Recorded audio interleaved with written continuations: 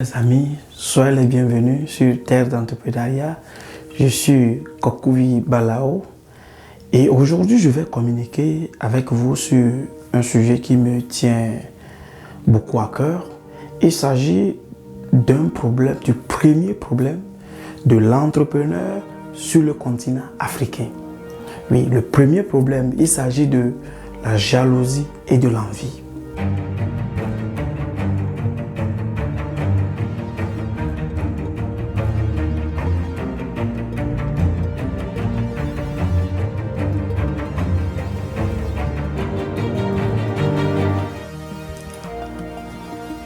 Depuis un certain temps, vous allez voir qu'après avoir publié des vidéos au début, quand j'ai mis ma chaîne en ligne, j'ai arrêté un peu de publier des vidéos. Suite au fait que les gens utilisent, vous savez, les gens, les membres de famille, des amis, utilisent les infos que je fournis pour m'embêter. Le fait que tu as perdu, non? Oui, c'est bien fait pour toi, tu ne nous as pas confié. C'est-à-dire, vous savez, le grand problème en Afrique, c'est que quand quelqu'un n'est pas spécialiste de quelque chose que tu fais, lui veut du fait que tu es son ami ou bien tu es un parent, lui veut te le faire. Par exemple, tu prends un frère, par exemple, un cousin ou bien quelqu'un qui fait quelque chose, qui a étudié par exemple la médecine ou bien qui a étudié par exemple la mathématique et qui veut aller te construire une maison ou bien qui veut aller te diriger des travaux par exemple sur ton champ. Je ne sais pas comment ça peut marcher. C'est toujours en Afrique qu'on veut faire ces fabrications. Et souvent je ne suis pas de cet avis de confier ce que quelqu'un ne sait pas faire à quelqu'un qui est lié à moi. Il ne sait pas le faire, je vais le confier. Je ne le fais pas. Et quand j'ai commencé par parler des affaires que j'ai confiées à tel monsieur, le monsieur, je l'ai confié cette affaire parce que il est dans le domaine, c'est un mécanicien. Si les motos, par exemple, les engins que j'ai remis aux gens est gâté, il en connaît les pannes, il peut le réparer. J'ai confié à un autre monsieur parce que c'est un autre spécialiste aussi. Il en a déjà et il en gère pour d'autres. Mais quand tu ne le confies pas aux gens, je vous en prie, ça énerve, ils appellent, ils vont vous embêter. Mais je vous en prie, vous devez prendre ces problèmes comme ça. Ça m'a été très difficile de prendre ces problèmes facilement. Et ça a été très dur de voir des gens que tu connais, des gens à qui tu penses, des gens pour qui tu as des projets, mais qui pensent que tu n'as rien comme projet pour eux. Tu fais d'autres projets, c'est comme tout ce que tu concernes les concerne. Non, les choses ne se gèrent pas comme ça. D'un autre côté, je vais aussi vous parler d'un problème que j'ai eu. Vous savez, j'ai communiqué dans une de mes vidéos dans le passé que j'ai commencé, j'ai investi, j'ai entrepris dans l'agriculture et aujourd'hui je vais vous faire un peu le point sur ce qui m'est arrivé. Vous savez, quand on parle d'envie et de jalousie, des fois tu ne vas pas savoir que les gens peuvent aller au niveau où ils vont, c'est-à-dire ils vont te toucher. Vous savez, en me préparant dans ma préparation ou bien dans mon plan de retourner au pays, j'ai commencé certaines fermes et dans ces fermes, j'ai commencé par faire des trucs, vous voyez. J'ai fait quelques hectares de bananes plantains et j'ai fait aussi 1 hectare d'ananas. Jusqu'au pour test, on va tester que ce soit les bananes plantains, que ce soit l'ananas, on va faire un test. Et là, quand je serai sur le terrain, maintenant, quand je serai de retour, je peux voir si ça marche bien sur ce terrain, ça marche bien sur l'autre terrain. Donc, le test a été de faire 1 hectare d'ananas et 3 hectares de bananes plantains. Et maintenant, le reste du terrain, maintenant, on peut continuer facilement. Je vous dis, tout d'abord, l'installation de cette ferme a été très difficile. Quand ceux qui étaient supposés nous aider dans l'installation ont vu que un hectare c'est grand.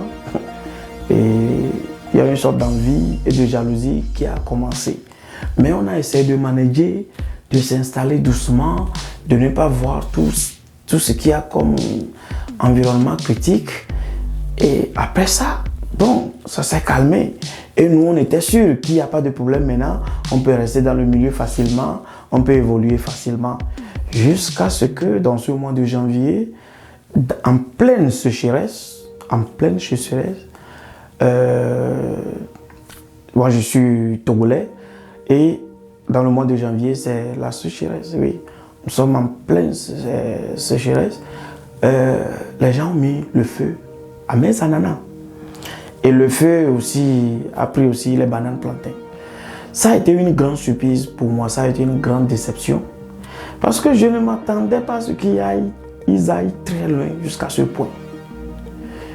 Ce qui a facilité le feu d'évoluer facilement dans le champ, c'est qu'on vient de faire le nettoyage des champs dans le mois de décembre. Donc, on a enlevé les herbes et les herbes secs étaient en bas des ananas. Donc, ça a facilité l'évolution du feu. Et on a aussi fait un nettoyage total des bananes plantains. Donc, le feu est rentré, le feu a tout ravagé. On a poursuivi des enquêtes. Je vous en prie, je ne mets pas trop d'espoir dans ce qui a été fait. Du fait que bon, la gendarmerie est partie inspecter le champ. Ils ont fait tout, on dit qu'un rapport serait fait, on va donner aux affaires sociales, on va faire tant. Mais jusqu'à aujourd'hui, il n'y a pas de retour. Je ne dois même pas s'attendre à un retour, c'est-à-dire je ne sais pas, je n'ai aucune solution, c'est de l'argent perdu. Pour l'ananas, pour un hectare d'ananas, j'ai perdu quelques millions. Et les hectares de bananes plantains, il en reste quelques bananes plantains. Et actuellement, je peux dire que le jour qu'on m'a annoncé que le feu a envahi le feu, je peux vous dire que ça a été... c'est traumatisant. Je n'ai pas pu parler, je n'aime pas parler, je n'ai pas communiqué, je n'ai rien dit à personne, je suis là comme ça. Je vois les efforts, je vois le dur labeur. Parce que moi, sans vous mentir, avec l'objectif de retourner au pays, je travaille super dur. Je travaille super dur, très dur. Et des nouvelles de ce type ne me facilitent pas la vie. Je travaille très dur. Je travaille minimum 16 heures par jour. Dur. Je ne dors que... Je ne reste à la maison que quand c'est compliqué. Quand je suis malade gravement, je peux rester à la maison. Oui. Quand je suis malade, bien une maladie, je suis atteint sérieusement, je peux rester à la maison. Mais à part ça, je suis en train de travailler à tout moment. Tout moment. Même, c'est-à-dire, tout moment je travaille. C'est ça. Parce que j'ai une mission, j'ai un objectif, oui, qui est de retourner au pays. Et avant de retourner, il faut construire quelque chose. Il faut commencer quelque part. Il faut avoir des choses sur lesquelles tu peux compter. Tu ne peux pas aller aussi et commencer par dire au gouvernement, oui, je suis aussi un fils de ce pays, je vais être à la charge du gouvernement. Non.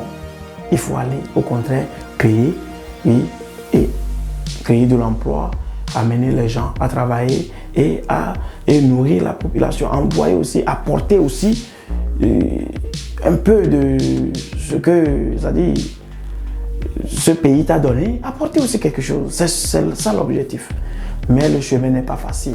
Si vous voulez entreprendre en Afrique, je vous en prie, soyez prudents, mais ne désespérez pas.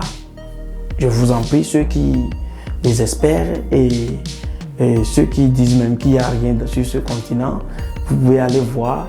Moi, j'étais là l'autre fois et même bientôt, je serai là. Je vais vous envoyer des vidéos, même de ma ferme, des parties qui ont été brûlées.